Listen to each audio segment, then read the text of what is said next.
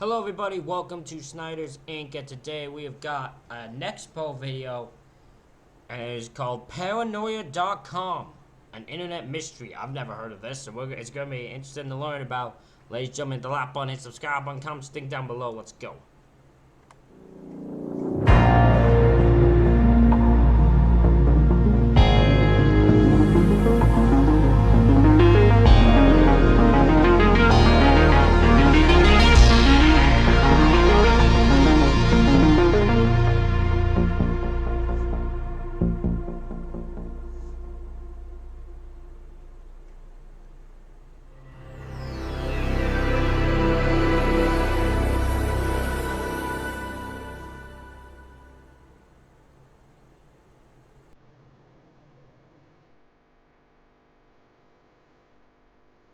What a weird looking thing this is. In 1995, a website was created by a man known as none other than Kevin TX. It's called Paranoia.com, and its main focus was to foster what he described as a free speech platform to anyone wanting to host their own little piece of cyberspace. The website largely functioned as a repository. Back during its prime, hundreds of users flocked to Kevin's site, hosting all sorts of strange, abrasive web pages on his servers. In fact, Kevin partook in this too, and seemed to relish in the fact that Paranoia was garnering so much attention so quickly. Just to set things straight, Paranoia is run not-for-profit. I personally provided all of the initial equipment and have supported the system's costs in finances and time at a personal loss because I feel so strongly about the presence of a system like this on the net. It's been very rewarding to watch an idealistic dream turn into reality. I've met a lot of really great net denizens and have seen firsthand how this project has been able to empower people who wouldn't otherwise have nice net access at a low cost. It's clear that Kevin's motives were noble, even if some of what he states on his various pages are a bit eccentric. Nevertheless, he harbors an excitement for community, a drive to give people a voice of expression, and scattered across Paranoia's archives, for better or worse, we're able to find just that. What exactly is the mystery on here? Alright, that's what my curiosity is.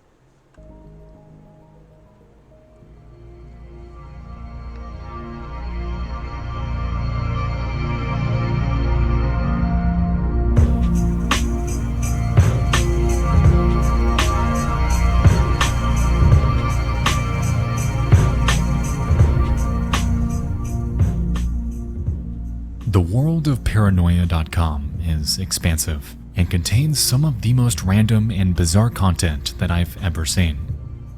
It's a mixed bag, a look into the minds of complete strangers.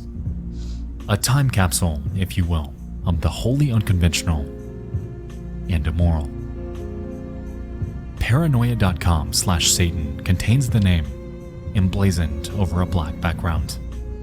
Paranoia.com/Extreme brings us to an unapologetically 90s homepage for an electronics store. Paranoia.com/The Slurp lands us on a page for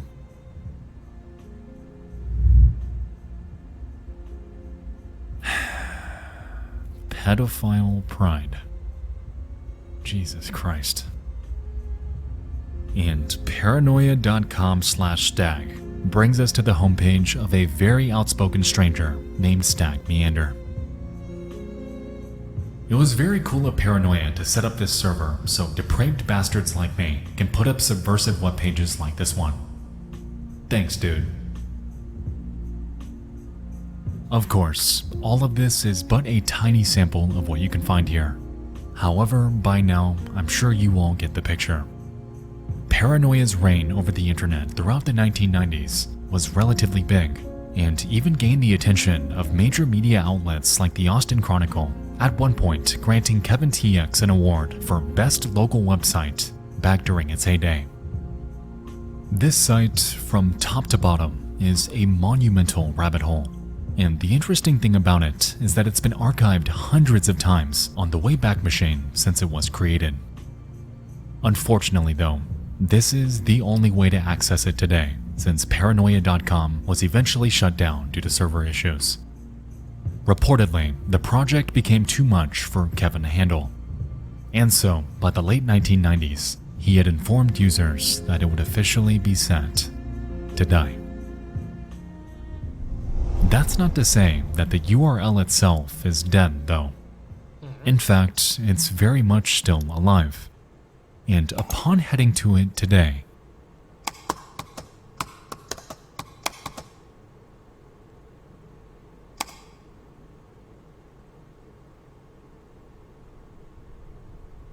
What? What? If you type in paranoid.com to... No way. Hold on, I need to test this now myself.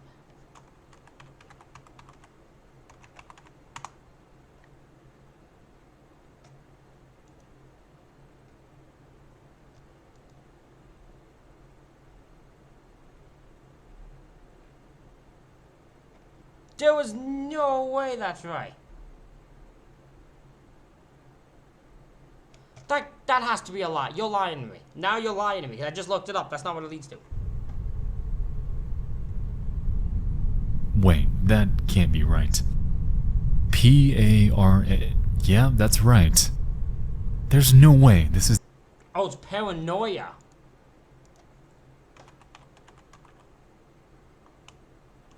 P-A-R-A-N...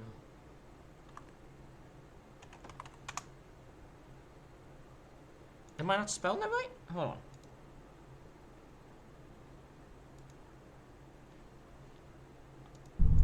P-A-R-A-N-O...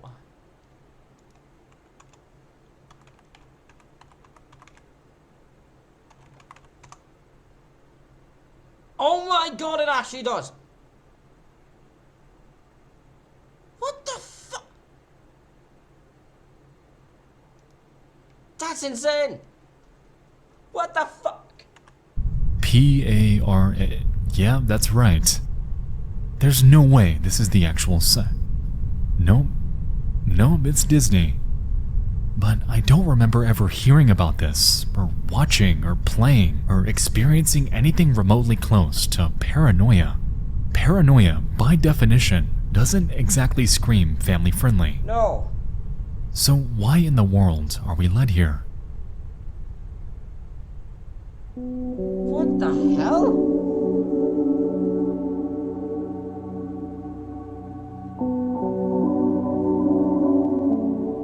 At 4 in the morning on February 18th of 2021, a Reddit user named Logical Elephant made their way to a subreddit called r/Internet Mysteries, a hub dedicated to uncovering oddities from the dark side of the net. Curious about a recent, almost random discovery they had, they inquire about Paranoia.com and its strange connection to Disney. Disney owns Paranoia.com, which was a controversial, kind of illegal website in 1995. I've noticed that searching for Paranoia.com redirects you to the Disney page. What puzzles me is that in 1995, Paranoia hosted many controversial, or close to illegal content websites. I'm not sure if it's normal for them to buy these types of pages, but it seems strange to me. I've seen that in approximately 2000, Paranoia closed and became kind of a French page. Then it would redirect you to Disney.com. Being a controversial page at the time, has anyone heard about it? I've been researching and I can't find any information about the page. For example, Rotten.com was also working at that time, and there's much more information about this. This means that Disney bought this domain, and if so, why would it buy such a domain? Very bizarre. It's a question so simple, yet it piques the enduring interest of internet denizens like me. Why do they own this domain? And why are they still sitting on it to this Paranoia, yeah, it's just a weird, Paranoia.com. Why would Disney want to own that site name? Very bizarre. day? Below this, the OP includes a myriad of updates that they stumbled upon after their initial discovery. one of which being a link to a repository of URLs the Disney companies purchased since their online inception. Hosted on a website named HackerOne.com, we can observe a trove of URLs, with some containing purposeful misspellings, some related to their parks, some to their gaming department, and even a few random outliers that I wasn't quite able to source.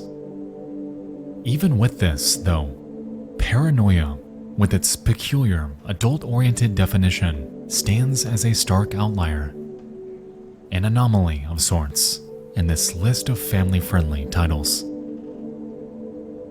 All in all, though, this list, while handy to have, unfortunately doesn't tell us much about the broader picture. No.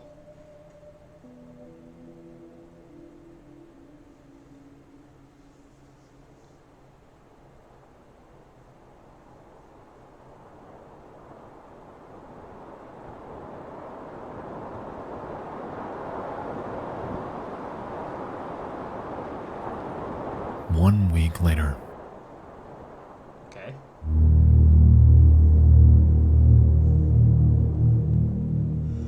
Logical Elephant returns to r/Internet Mysteries for one more go at getting eyes on this case.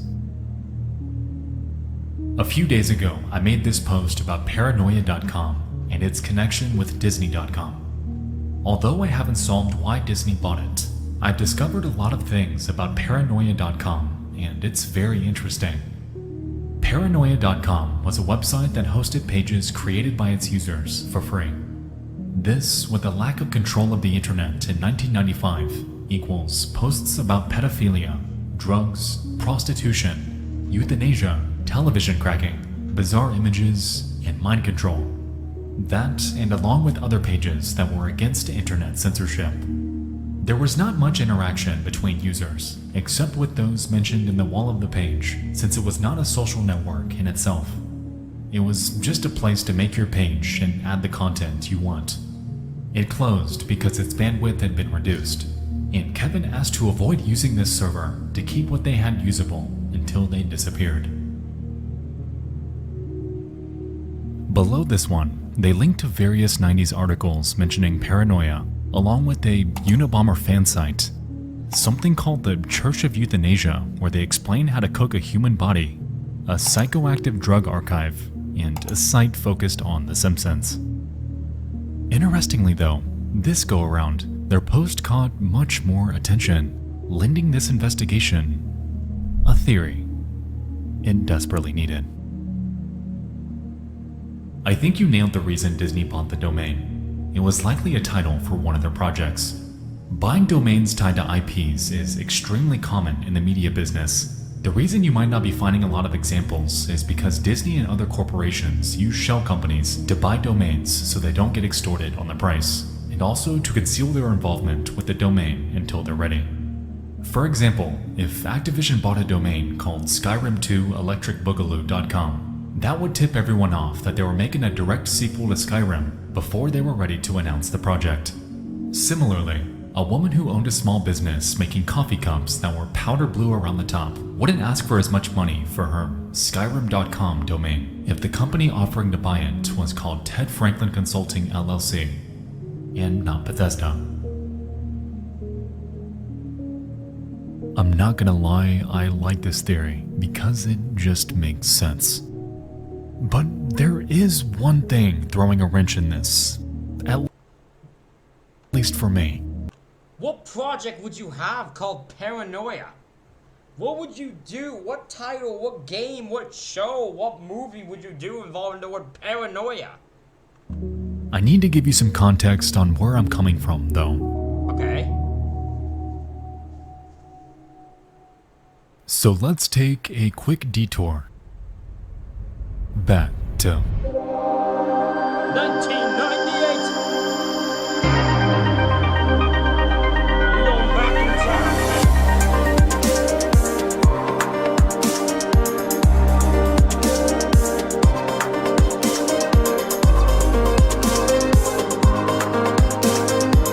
In the late 90s, internet adoption was growing. It was an unmapped expanse, ripe for the taking. perfect for those wanting to make a quick buck. Companies left and right swooped in, buying up hundreds, thousands of domain names centered around anything and everything you can think of. Pets.com, Broadcast.com, Ranch.com, Gandalf.com, MSN, eBay, Amazon, you name it. The stock market was growing at an unprecedented rate as even corporations and entrepreneurs with no prior internet experience were getting in on the action. Internet domains were currency, and those with an eye for business saw an opportunity.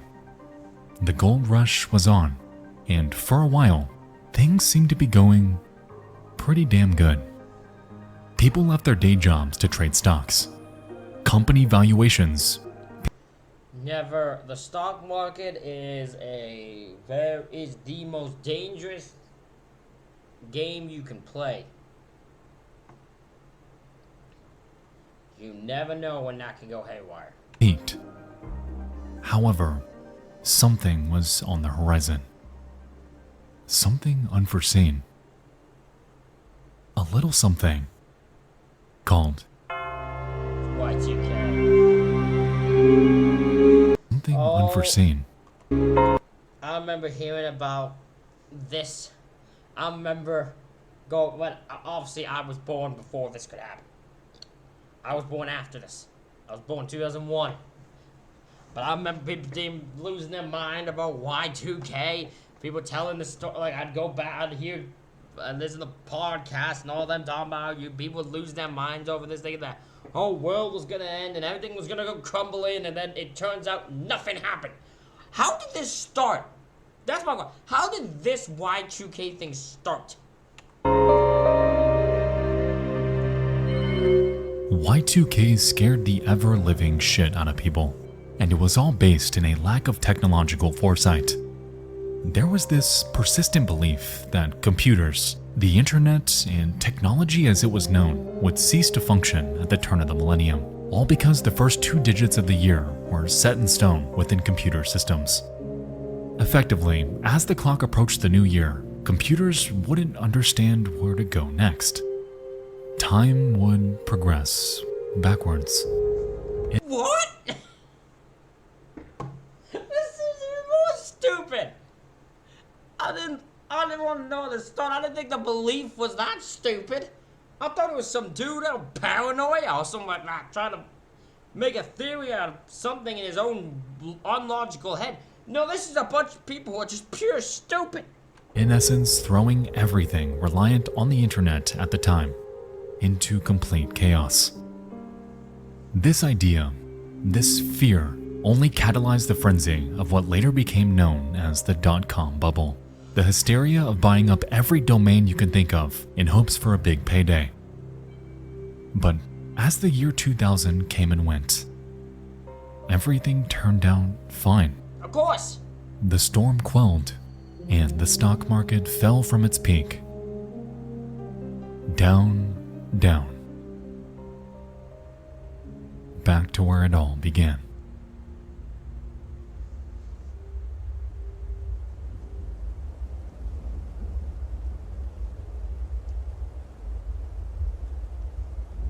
It's not out of the realm of possibility that Disney partook in this, even if paranoia is a considerable outlier in the domains they purchased. But let me ask you something. Why would the Walt Disney Company in the early 2000s purchase Paranoia.com and not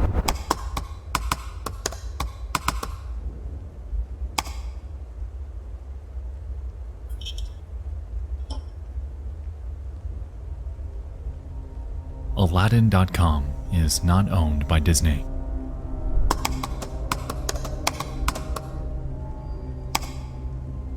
Snowwhite.com isn't either. Fantasia.com, same story. And AliceInWonderland.com. I'm sure you get the idea. Some of the biggest Disney IPs in history have URLs that are not owned by the company that popularized them. However, Paranoia is.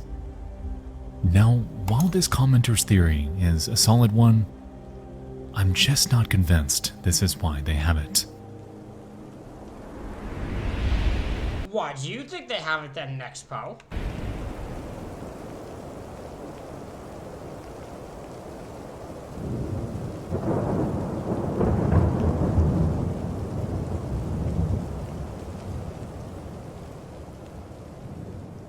Over the years, whispers about this mystery have come and gone.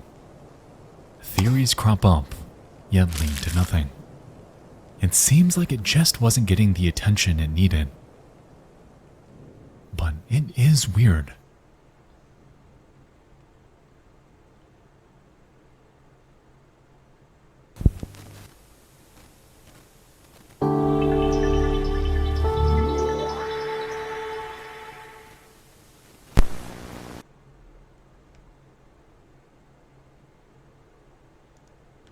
There.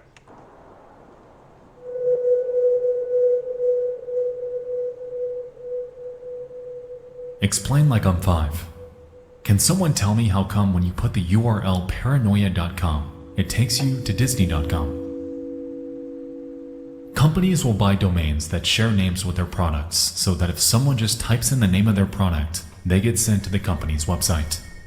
In this case, Disney released a movie titled Paranoia, so they bought paranoia.com and set it to ship people to disney.com. Typically, they'll ship people to a page on their website related to the named product. But in this case, the movie's several years old and wasn't a success, so they aren't promoting it on their website, just dumping you on disney.com.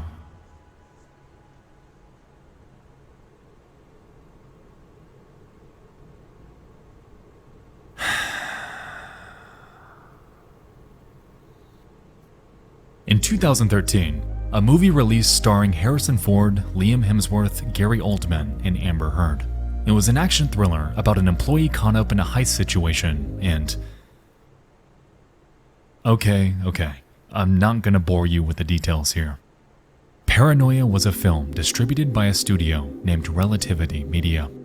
Relativity Media was launched in 2004 and was a subsidiary of Sony Pictures. Sony Pictures and the Walt Disney Corporation are two entirely separate entities. And essentially, this theory, one that was accepted by the Redditor who asked the question, unfortunately isn't exactly true.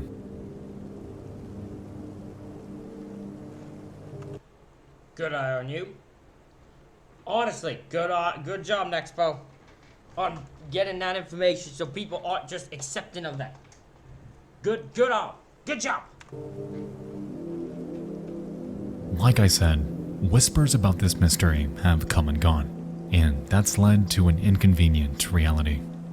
Discussion about paranoia and Disney.com is scant, and answers have been admittedly difficult to come by. With this, I'd like to pivot our tactics here. Instead of focusing on what's been said about this in the past, let's rather direct our attention right to the source.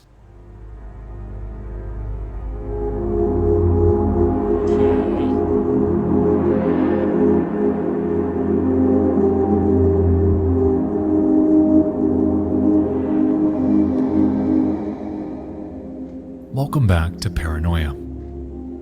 According to the Wayback Machine, it's been archived over 430 times since December of 1996. However, the major phases hinted at by Logical Elephant involve the years 1996, 1999, 2001, and 2002. Scrubbing through Paranoia's archives for ourselves, we're able to see that its early years were more or less uneventful. Kevin TX appeared to be growing his platform, and at a cursory glance, it seemed to be taken off. The structure of his front page mostly remained the same, too, as Paranoia was nothing but a hub of sorts. Just for the odd and unconventional. In the year 1998, though, we can observe a pretty substantial change. There are only 2 archives during this time period. However, jumping to the latest one gives us not the main website, but a message. Unfortunately, paranoia.com is no more. All but one of the pages here have been moved since at least the summer of 1998. Please visit your favorite search engine to try to locate the page's new home. When it comes to paranoia.com as we know it, this archived version is it. This message remains here for nearly 2 years. Well, until paranoia.com undergoes this change.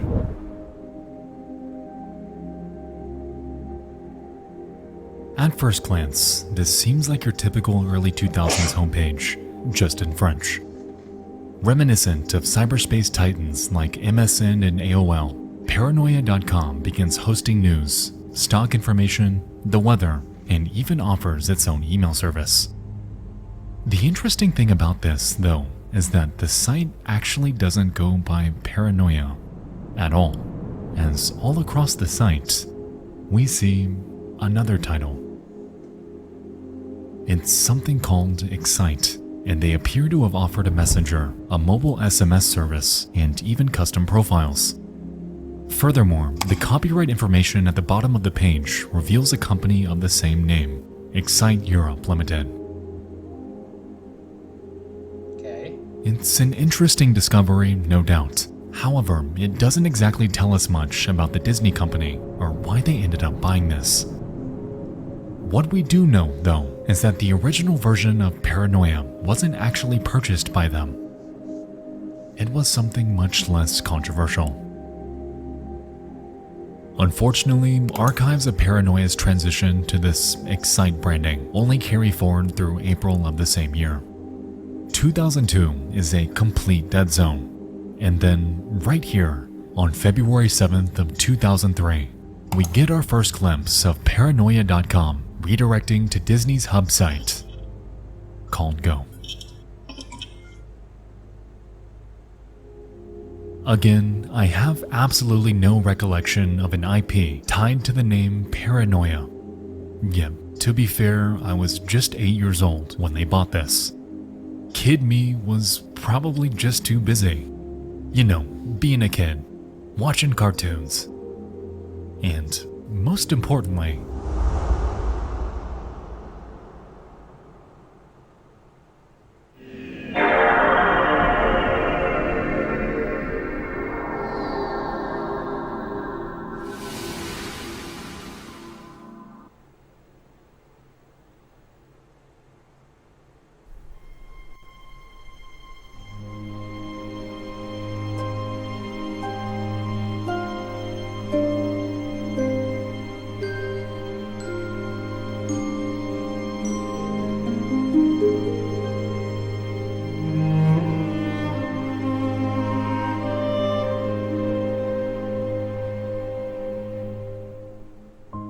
in late 2002, Disney expanded its efforts into a myriad of entertainment mediums. Kingdom Hearts makes its debut. The Lion King premieres in IMAX. Epcot is celebrating its 20th anniversary, and a cartoon called Fillmore graces televisions for its short 3-year tenure. Interestingly, Fillmore, while ending its run on Toon Disney, actually made its debut on ABC Kids, an affiliate channel of the Disney company. In fact, Disney has purchased a monumental shit ton of companies over the years, and this revelation right here has made me think. What if, by the off chance, Paranoia isn't directly tied to Disney at all? I mean, what if it's a random project of Boss Realty, A&E, ESPN, Catalyst Investments, Silver Creek Pictures, Buena Vista Games, Freeform, WLS7, KTRK13? What if this entire time we've been looking in the wrong place? Okay.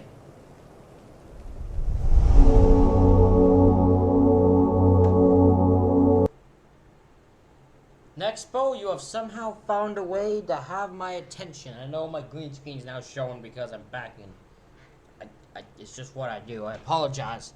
But you have gotten my attention and I'm intrigued.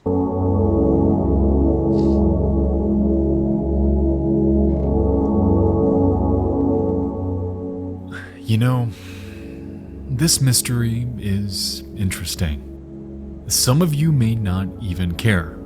I mean, why? Why is it a big deal anyway? Who really cares if Paranoia.com redirects to the official Disney homepage? I mean, it's something so silly, so innocent. And what if I don't find it? Then what? I just accept it? I move on, going about the rest of my life with this annoying, stupid little question resting in the back of my mind? I mean, statistically, upon viewing this chart, this task seems impossible. It could literally be any of these. So where in the world do we even...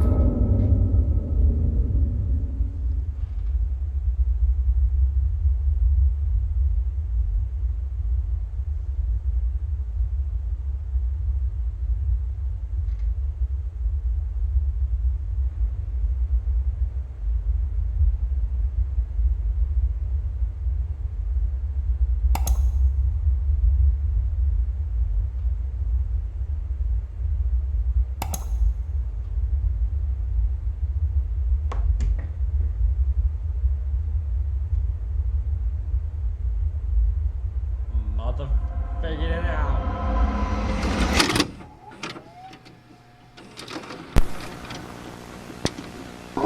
Stand by. Fairbanks, St. Louis, Buffalo, get ready. Remember, we're live, coast to coast. Live, coast to coast, America plays Paranoia. You're playing from satellite cameras in living rooms around the country. You're connected by internet and by telephone. You're all battling one studio contestant. Paranoia. It starts now.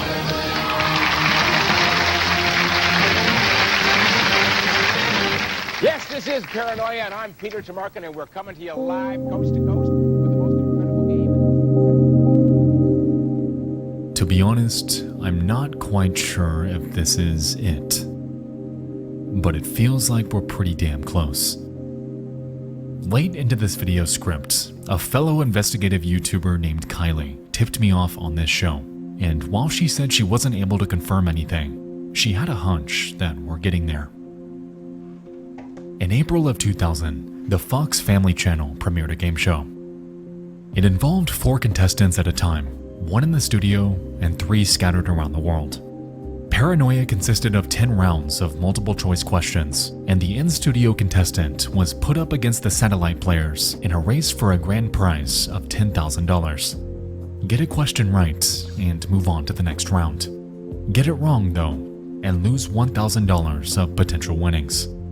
It was a program that undoubtedly pushed the limits of what a live 2000s game show could be, and in retrospect, I don't think I've seen anything quite like it since.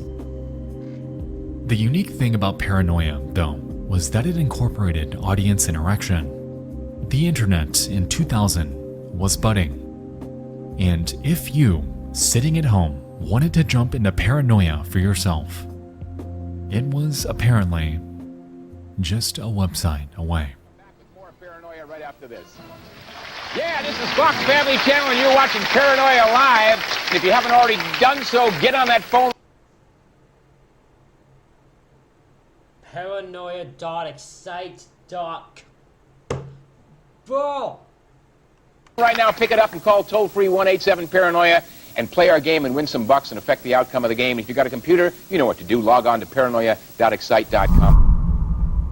Yep. And holy shit, there it is. There it is.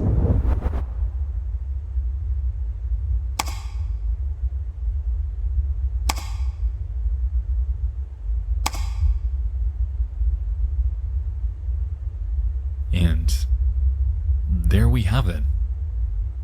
This is Paranoia. This is why the Walt Disney Company owns this domain. It was a random show with a 2-month tenure, owned by a subsidiary company of the corporation the URL was later redirected to, and completely forgotten. Excite is a multinational company that facilitated a multitude of web and entertainment mediums, and the portal to play Paranoia for yourself, at least back then, is right here. America Plays Paranoia, a game that led to a mystery, and a mystery that endured completely under the radar for years.